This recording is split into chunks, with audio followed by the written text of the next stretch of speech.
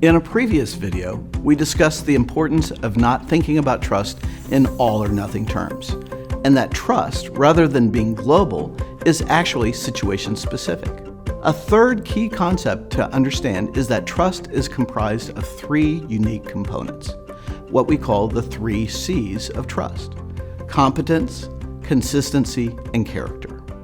And all three are necessary for trust to exist. Like a 3-legged stool, just having 2 won't get the job done. Let me explain each component.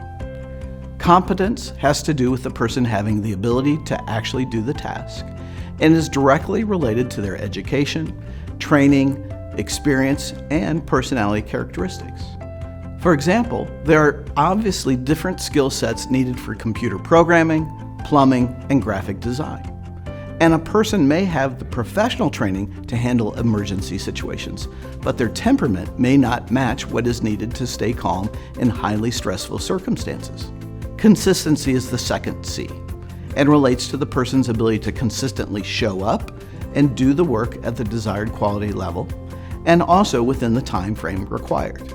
Unfortunately, some people have the skills and abilities to do a job, but you can't rely on them to be on time or meet the demands required on a regular basis.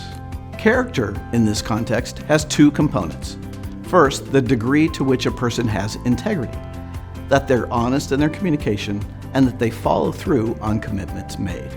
The second aspect of character has to do with the belief that the person looks out for others' interests as well as their own, that they are not totally self-focused in their dealings with others. This shows up when others feel that a person is doing a task solely for their own advancement and takes all the credit, and is going to do the task in a way that does not consider the needs of others involved.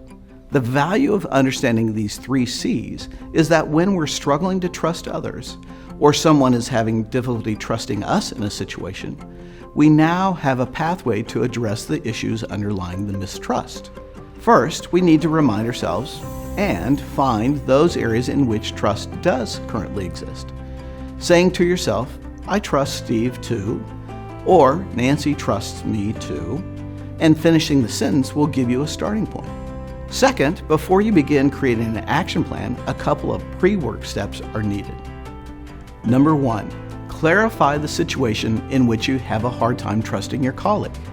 It's helpful to define what are the circumstances in which I doubt their trustworthiness, and which aspects of trust, a lack of competence, a lack of character, or a lack of consistency, lead me to question their dependability in this situation.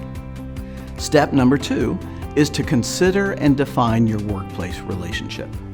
Do you supervise them directly? Are they a colleague in your department? Are they your supervisor or in a leadership position above you in the organization? Or are they someone you work with, but in a different department or division of the company?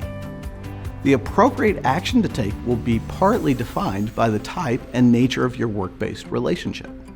Let me close by sharing some helpful tips. First, wait, reflect, and consider before you say anything. You can't take back your words once you say them, so be cautious before you start. Second, be careful about talking to someone else about your lack of trust in a coworker unless he or she has a direct leadership role in the situation. If you're going to say anything, either talk directly to the other person or talk to your supervisor. Talking about the person to someone else typically leads nowhere positive. Third, don't express your concerns in vague generalities. Give specific examples that illustrate why you lack confidence in the person's competence, a specific character quality, or their consistency. If you can't cite any specifics, then you shouldn't raise the issue. Finally, think about specific ways the person may be able to demonstrate their trustworthiness. Plan ahead and come up with possible opportunities that would let your colleague demonstrate their trustworthiness in this situation. Then, hopefully, you can move on to another task and another, and together you can rebuild the trust you have in them. Repairing and rebuilding trust when it has been damaged between people at work can be quite complicated. In our book, Making Things Right at Work, we dedicate 2 chapters to discussing issues surrounding trust and how to rebuild it. It takes time and careful consideration, but working through these steps can lead to reestablish trusting relationships.